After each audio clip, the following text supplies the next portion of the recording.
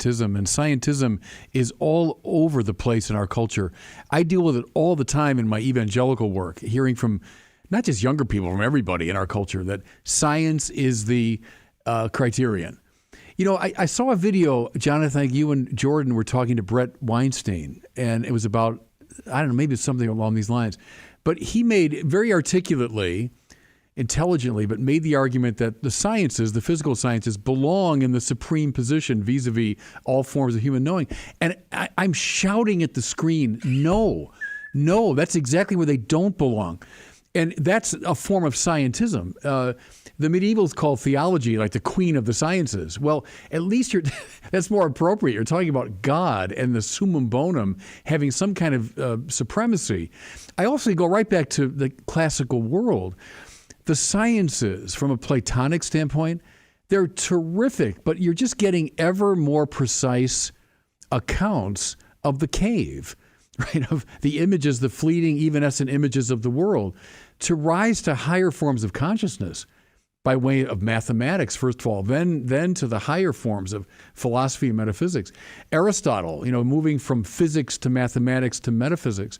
It's not to denigrate for a second the sciences. Aristotle is the founder in many ways of physics. But it is to say there's a hierarchy again. There's an epistemic hierarchy, and science, physical science, does not belong at the top of it. When it does, something goes really wrong with the human spirit, and there's a starvation of the spirit.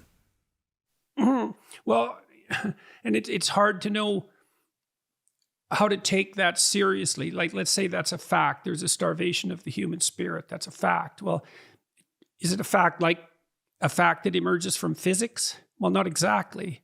It's a different kind of fact. But what happens if we ignore it? Well, people suffer and die. And we don't use the fact that in the absence of a proposition, people suffer and die as an index of its truth.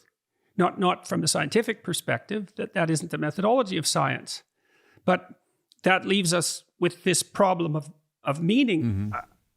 It's sort of delivered to us, and it isn't obvious to me that science can address it at all. I mean, Sam Harris and other thinkers like Harris have tried to put the value, to bring the domain of value within the domain of science. I think it's an effort that's doomed to failure, because I don't think they're of the same type. I think that science by its very nature it does everything it can to exclude value, except, John, it leaves us with the problem you described, which is the problem that Jung addressed when he was tying the development of empirical science back to alchemy, and this goes back to the idea of the hierarchies that we started out with. Jung believed that he was really curious about why people ever became motivated to take things apart like scientists did, to concentrate on the minute like that. What dream drove them? What fantasies drove them? And for Jung, he found that fantasy in the thousands of years of work on alchemy. And the alchemical notion was there exists a substance, which eventually became a material substance, whose discovery would grant upon its bearer immortality, perfect health, and endless wealth. So the dream was that substance could be found in the material world. And that was a deep, deep unconscious fantasy manifested in all sorts of images, all sorts of bizarre images that Jung had the genius to be able to analyze and understand. And he saw that as the dream that preceded the development of science in Western culture. It took thousands and thousands of years to unfold this dream. And scientists were encapsulated within that dream, whether they knew it or not. And so the prime example would be Newton, who wrote much more on alchemy than he did on physics. And so, John, as scientists, at least from the Jungian perspective, let's say, we're necessarily motivated by a narrative that we don't understand scientifically to engage in the scientific process per se. And we're so deeply possessed by that it guides and moves our perceptions without us as scientists even necessarily having to be aware that we're participating in that narrative. So to your point, the whole enterprise is driven by a dream whose reality can't be encapsulated within the process itself. It's a very strange thing. I think it's very interesting, that dream, and and sort of the undercurrents of development. So substance goes back to hypostasis, but of course there's another history of hypostasis, which is into the persons of the Trinity, which is a very different history. And so there's no necessity that you go from hypostasis, the grounding of intelligibility, to materiality. And of course, what happened, right, was also the inversion of matter as pure potential to that which resists and exists. And so, and I think that's part of, again, about how a history of how the reason was supplanted by will as the dominant faculty by which humans understood and identified themselves. I would like to say that that's bound up with a couple other strands. I'm not trying to do, I wish I could do exhaustive history here, but I took 50 hours to do it. So I'm not going to try and do it now. But you also have, like people like Harris and others, you have a deductivism model, right? Which is whatever I can deduce from the science is real. But in the Neoplatonic tradition, you also look at what is presupposed by your sciences. And that is also a proper location for the real. So I have to presuppose, right, the intelligibility of the world in order to do science. I can't use science to establish intelligibility. And then if I'm realistic about my science, which I better be, because that's what scientists seem to be doing, I have to be realistic about this intelligibility. But that's in contradiction to the nominalist presuppositions, the flat ontology. Notice the contradiction. Notice the contradiction in reductionism. So you have this whole tradition that says there are no levels of being, get rid of all that Platonic stuff. But the bottom level is the really real level, and all the levels above it are false. That is exactly symmetrical to the upper level is most real, and everything coming down from it is derivative. There's no deep difference. This is part of the point I've made between an emergentist ontology.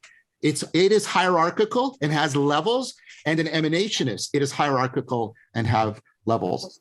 And so do you think Dawkins' selfish gene is an example of that? I think the idea that you can explain things in a purely bottom-up fashion, this is part of the alchemical revolution. It was like, and I think, and I agree with Jung on this, maybe my interpretation is slightly different, Jordan, but, there was a predominance of, emanation, an emanationist ontology coming out of the Neoplatonic tradition, and we needed to rediscover.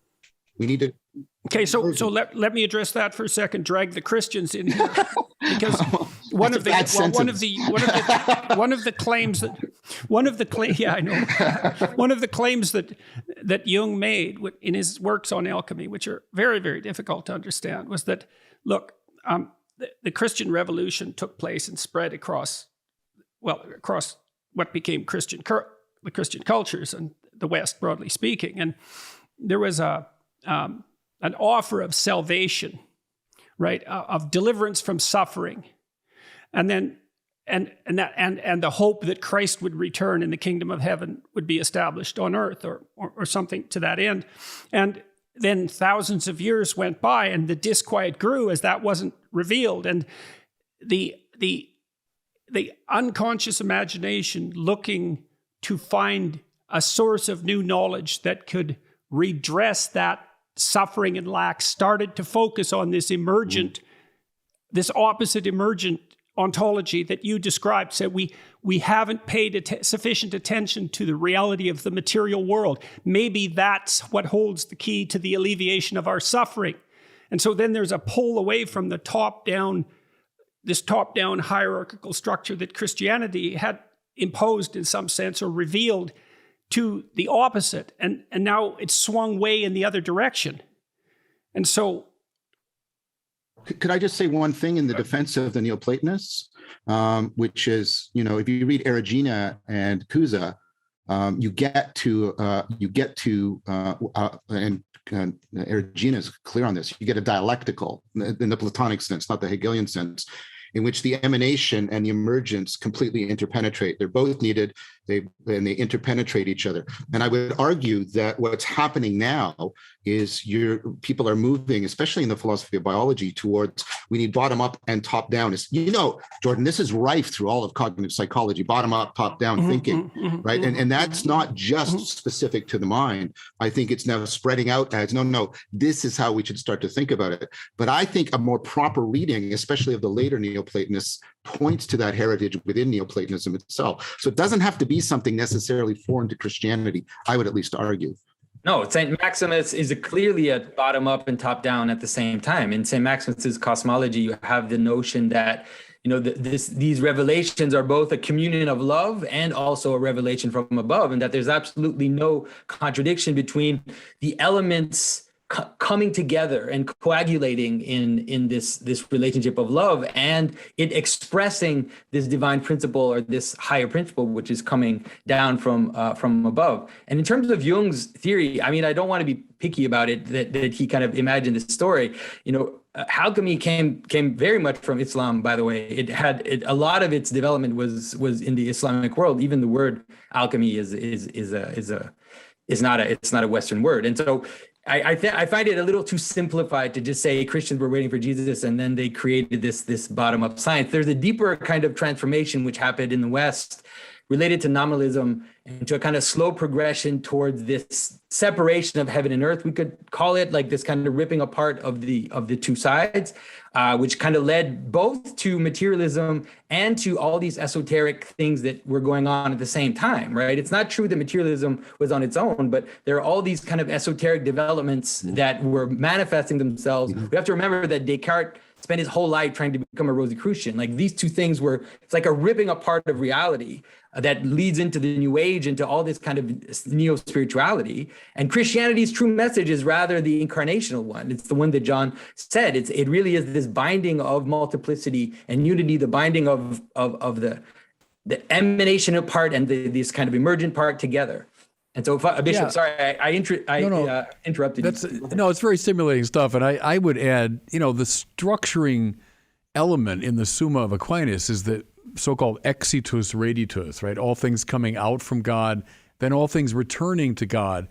And so God makes a world that's good, indeed very good, but not perfect. And part of the drama of salvation, which is in the Bible always cosmic, not just human, not just personal. The drama of salvation is this wonderful process of reditus, the return of all things to God, the coming together from below, if you want, but under the alluring power of God's love. So that's one observation. The second one about the sciences. I mean, I agree with, there's an army of scholars that say the condition for the possibility of the physical sciences in the West was Christianity. That is to say, the fundamental assumption that the world is not God. If you divinize the world, you're not going to experiment on it. You're not going to analyze it in this sort of objectivizing way. So the world is not God. It's been created. Therefore, it can be experimented upon. It can be analyzed. But then secondly, as we've all been saying in different ways, it is radically intelligible, not just in a superficial way, not just in certain parts, but in every nook and cranny, the universe is intelligible. That's a very weird thing the more you think about it. Why should that be the case? And of course, it's coming out, I would argue, of a Christian conception that the world did come forth. The Bible puts it poetically as a great act of speech, meaning it's imbued with intelligibility from an intelligent source. Well, when you bring intelligibility and non-divinity together, you get the rise of the modern sciences. So they're not the least bit repugnant to Christianity. On the contrary, what is repugnant is this scientism, and you've all been hinting at it in different ways. Trace it to people like Descartes. But I'm with John. I'd go right back to Duns Scotus and Occam and the breakdown of a participation metaphysics. Mm-hmm. And when you get this univocal conception of being and following from that nominalism, and I would even dare say certain forms of Protestantism are very much conditioned by that way of looking at things, you get a lot of the problems we're facing today.